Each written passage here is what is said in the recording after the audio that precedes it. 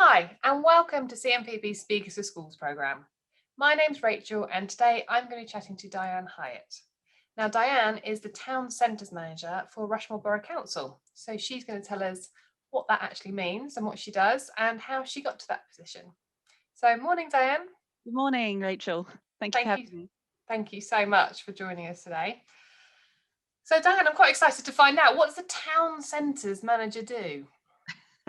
Well, a lot of my role is being a liaison between the businesses in the town centres of Aldershot and Farnborough and the council and the community. So there's a lot of going and speaking to businesses, seeing what support that the council can provide, answering any of their questions, queries, also working with the town centres team to make the town centres a more vibrant and interesting place for everyone in the community. So do you work with like planning anything that's sort of happening in the town centre, that sort of thing, and with Yes. regards to anything new that's being built and with anything that's going on, I Yeah. guess, as well? So with any sort of town centre, there's like a lot of departments of all doing different things. So for example, Aldershot has like quite a lot of building work going on. So we work closely with the regeneration team to find out what's going on. And so then I would communicate that to the businesses. If there's a new business in town, I'll go and introduce myself and just give them a bit of a rundown about what services the council can provide. If the public have queries, I'll speak to them. We have a town centres events manager, and I work very closely with her to promote the events. So recently we just had Armed Forces Day, and so promoting that on social media and sort of reaching a wider audience. And so it sounds like you're sort of there to keep everybody happy, really, keep the businesses happy, keep the That's public one happy, and goal. make sure we all have an amazing town centre in Aldershot and Farnborough, is it, that you focus on mainly? Yes, and North Camp as well, and Right. it's been quite a diverse sort of role in terms of like the challenges of the and the strengths of the three town centres. They Yeah. all need something quite different. So yeah, adapting myself to try and be that person. Yeah. And so how did you get then to that position? Let's talk about your career journey. Well, from quite a long way away, Rachel. I'm from New Zealand, and I did a music degree after leaving school, and worked as a performing musician, playing saxophone and piano, and Oh, teaching those amazing. instruments. And then I did my teaching. It's called a PGCE over here. It's called something else in New Zealand. So I did that, and started working in a school. And then I had a friend who sort of said, "Oh, I'm moving to London. Do you want to come with me?" And I managed to get an 8-month secondment from my teaching role in New Zealand and moved to London in 2012, which was a cool year to do that because it was the Jubilee and the Olympics, Yeah. and then it got towards the 8 month period where I was meant to move back, and I didn't feel done with London. I wanted to stay on, so I handed in my resignation to my school in New Zealand, and I've been in England ever since. So I was working as a music teacher to begin with, and then I took a role in educational management, senior manager for a music education service. So that involved working with different schools and engaging with their music teachers and making sure they were delivering high quality music lessons around the borough. And then we moved to Aldershot in 2019, and the commute, although the pandemic happened, the commute was quite a long way. So I was looking for something a little bit more local. And the town centre manager role came up for Rushmoor Borough Council.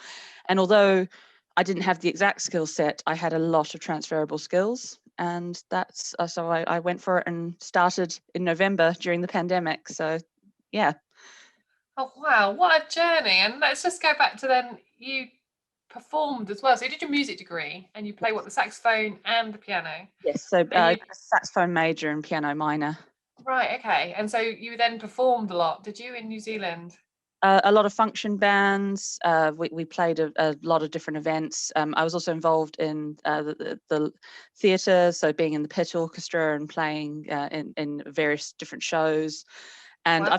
I have continued to do that in England, not quite to the same extent. I do a few big bands. I was in a ska band for a while. But yeah, music's been a great way for me to sort of connect with people and meet new people, Yeah. particularly after I emigrated to England. And what was that like then, performing in theatres? That must have been amazing.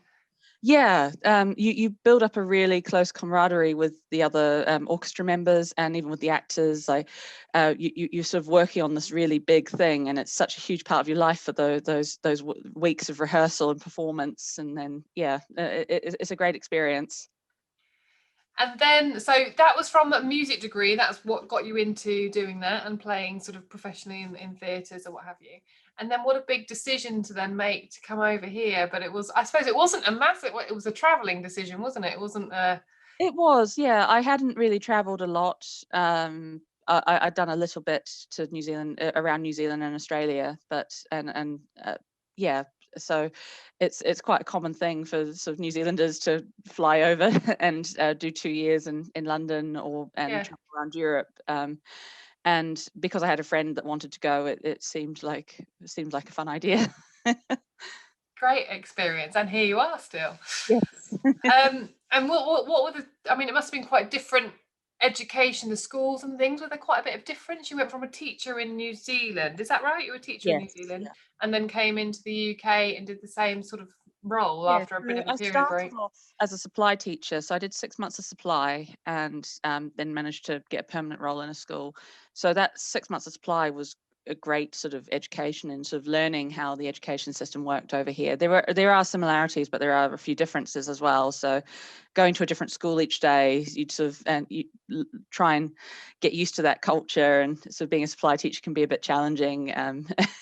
Yeah. So building relationships with students, so you sort of don't get that same experience as if you're a permanent member of staff. So it was a great sort of learning experience for becoming a better teacher in that Yeah. time. And really interesting then to hear that you've then gone on to become a town centres manager. And like you say, you've got the transferable skills, isn't it? So what sort of transferable skills has helped you get there? I think definitely the networking with people and those soft skills in terms of being able to have a conversation with a wide variety of people from a range of different backgrounds. So teaching was great for that, but then a lot of my role is talking to people and sort of understanding their viewpoints. So empathy, I think, is quite important. Being able to accept or admit when you're wrong. So I won't always know the answer right in the moment. So I do say a lot like, sorry, I don't have the answer right now. I'll go back and get it for you. So just being quite honest about that. I think being able to get work done quickly. So if you've got emails coming in, like I made the mistake of taking a day off on Friday and came back to 68 new emails on Monday morning. So, and it's just being able to respond quickly and just politely, even if I can't solve that query that day, I'll be like, thanks for your email, I'll get back to you. And yeah. So what do you think's been your biggest challenge, or what you found most difficult in your career? I think starting a new job in a pandemic Yeah. was quite challenging. Even when the pandemic started, I was in my previous role. We had 1,800 students learning a musical instrument around the borough, and we had to move all of those lessons online. So we had music tutors that weren't very familiar with the technology. We had to issue them all with email addresses, teach them how to use the online Wow. platform, and then we had to teach the parents how to do the online platform, and we had to do it in 2 weeks so we could try and keep the continuity going and minimize the amount of lessons we were losing. So yeah, that was it was a lot of fun, but it was also very challenging at the same time, and also trying to manage people's expectations because no one had really considered online tuition before that. And it's doing music online, it's not ideal, is it? Because you want to be with them to listen, when you're learning music Yeah, I online. think for some people it's been really good, but I think the overwhelming sort of majority have wanted to return back to in-person tuition. So then when the lockdown restrictions were lifted, it was we had to do risk assessments. We had to we went into Costco and bought like a huge trolley load worth of sanitizing wipes for the teachers to use in their lessons, and they had to wipe everything down between pupils. We had to get the plastic screens, so between the tutor and the students, it was quite a lot to sort of Yeah. things that you never thought you'd have to deal with. No, exactly. And then as town centres manager, so we started, it was just before the third lockdown started. So things were beginning to open up, but there was still quite a lot of restrictions. And then to go into that third lockdown, I think also by the third lockdown, there was quite a lot of lockdown fatigue. Everyone was tired, and the businesses, like, it was hard for them to be positive because they were surviving. They were sort of, and only essential businesses could remain open. So there's definitely a lot more positivity out there now, which is good. Yeah, absolutely. And so what do you think then is the most rewarding thing about your job? What do you enjoy the most? So currently, if I post something on social media and it gets a positive response, that always feels nice. I do a lot of work around the perception of the town centres, so I want people to be informed. And when I find a hidden gem, I recently found like a Nepalese restaurant in Aldershot that just moved locations and completely renovated it and had this new space and didn't know it existed. So I took some nice photos of it, posted that, and got a really good response from the public. And oh, we're going to try that out now, and that felt really good. Yeah, I'll Doing have what to. we can. I'll take the details of that. Homo station. I Yeah. don't know if I'm allowed to plug that. And what does your future hold then? Do you have a plan for your future with regards to job role, or? So in terms of being town centre manager, I think there's quite a lot of work to do around that. I'd like to engage young people to be involved in the town centres more, and so considering different ways of doing that. We're going to be running a young entrepreneurs program, working with local secondary schools and youth clubs, and they will learn the skills that they need to start their own business. And then we're going to have like a one-day sort of Dragon's Den style sort of sharing event where the young people bring their business ideas, and the best ones will go on to have some additional help. And then we're going to do like a one-day, like, sell your product in one of the shopping centres, and That'd be great. so that's the Rushmoor Young Entrepreneurs Program. So that's with the WSX Enterprise, and things like working closely with Farnborough College of Technology, and just doing what we can to bring the young people into the town centre. So I'm quite excited about that. The regeneration in both town centres is quite exciting, and so brings a whole heap of sort of opportunities, but also sort of trying to help people feel proud of the town centre. Like Aldershot in particular has like quite a strong military history. It's got a strong international community, not just with the Nepalese, but there's a whole host of different cultures. It's a very multicultural place, which is great. And so it's celebrating that and considering the ways that we can sort of bring that international feeling to the town centre. Farnborough's got its rich aviation history, and bringing that into the town centre. So just combining the heritage with the community. Yeah.